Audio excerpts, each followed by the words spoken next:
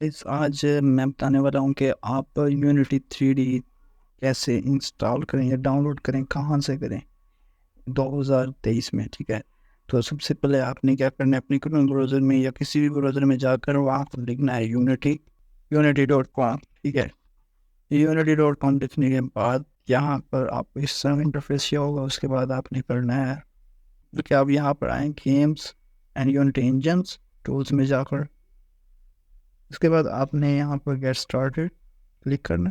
Then again आपके पास एक नई विंडो शो हो जाएगी। अभी मेरे पास नेट थोड़ा सा स्लो है तो इसलिए थोड़ा सा इशू कर रहा है।